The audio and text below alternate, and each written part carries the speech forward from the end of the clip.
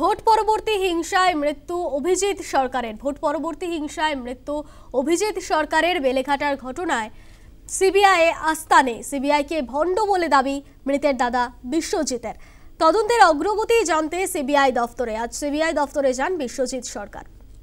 Vote পরবর্তী হিংসায় মৃত্যু অভিজিৎ সরকারের বেলেঘাটার ঘটনায় সিবিআই আস্তানে। সিবিআইকে ভণ্ড বলে দাবি মৃতের দাদা বিশ্বজিতের। তদন্তের অগ্রগতি জানতে সিবিআই দফতরে আজ সিবিআই দফতরে গিয়েছিলেন বিশ্বজিৎ সরকার।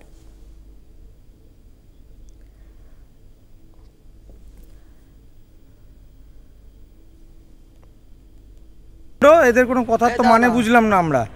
আমি একটা কমপ্লেন দিলাম যে আপনাদের অফিসে আসামির উকিলবাবুরা একটা পিটিশন দিয়ে গেছে, বেল পিটিশন, তার টাইমও ফিক্স করেছে, এখান থেকে রিসিভ হচ্ছে, অথচ কোর্টে সিবিআই যাচ্ছে না, আসামিদের বেল হয়ে গেল।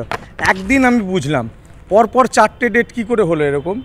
সে নিয়ে চিঠিও দিয়েছি, কোনো সদুত্তর নেই। আচ্ছা আপনারা বলুন তো, তাহলে ভণ্ডামিটা কে করলো? অর্থের বিনিময় কি সেটিং চলছে? যিনি রিসিভ করলো তাহলে তিনি নিশ্চয়ই অফিসারকে দিল না, অথবা অফিসার নিয়ে পিপিকে দিল না। তাহলে জালিয়াতিটা কোন জায়গায় হলো? কে অর্থের বিনিময় সেটিংটা করলো? এই তিনজনের বিরুদ্ধে কেন সিবিআই এখনো ব্যবস্থা নিল না? আমি তো চিঠিটা আজকে দিইনি, এই দেখুন 22/8/2024 তারিখে দিয়ে গেছিলাম, ডিআইজি থেকে আরম্ভ করে সবাইকে। কি চিঠি দিয়েছিলেন?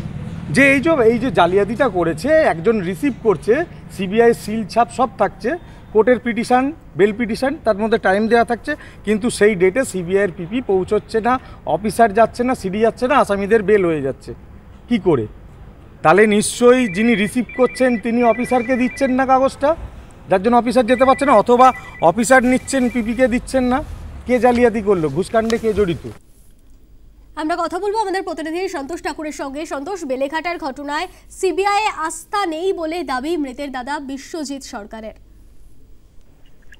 একদমই, দেখো তোমায় জানাবো, যেভাবে ভোট পরবর্তী হিংসা দেখা গেছিল রাজ্যে, তার মধ্যে কাকুরগাছির বাসিন্দা, কলকাতার বাসিন্দা অভিজিৎ ঘোষ, তিনি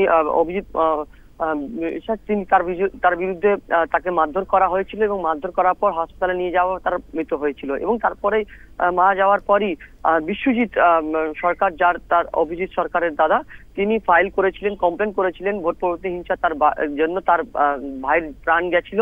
এরপরে সিবিআই তদন্ত দেওয়া হয় কোর্ট থেকে, এবং সিবিআই তদন্তের মধ্যে দেখা গেছে কি একাধিক লোকজনকে এই যে কাকুরগাছি এলাকা, যেখানে অভিজিৎ সরকার থাকেন, যে খুন এবং ধর্ষণ যে মারধরের মামলায়, তাকে একাধিক লোকজনকে গ্রেপ্তারও করা হয়েছিল সিবিআই তরফ থেকে এবং তাদের কোর্টে তোলা হয়েছিল। তারপরে বেশ কিছু লোককে জামিন পেয়ে গেছিলেন। তারপরে সিবিআই কে বারবার চিঠি দেওয়ার পর তারপরেও দেখা যাচ্ছে কি যারা অভিযুক্ত তারা পালিয়ে বেরিয়েছেন। তার মধ্যে যে তথ্য দিয়েছিলেন বিশ্বজিৎ সরকার সিবিআই কে, বেলেঘাটার বিধায়ক পরেশ পাল এবং কাউন্সিলর একজন, তার যে বিরুদ্ধে যে এখনো পর্যন্ত অধরা কেন তাদের, এবং কোর্টে যে মামলা করেছিলেন এই বিশ্বজিৎ সরকার, যার মধ্যে দেখা গেছে কি তার যে ভাইকে, অর্থাৎ এই অভিজিৎ সরকারকে যারা মারধর করেছিলেন তারা এই পরেশ পালের অনুগামীরা ছিলেন, এবং পরেশ পালে অনুগামীরা থাকাকালীন পরেশ পালে কেন গ্রেপ্তার করা হয়নি এবং কেনই তারা বিচার পাচ্ছেন না, সিবিআই কেনই এতদিন পর্যন্ত কোনো চার্জশিট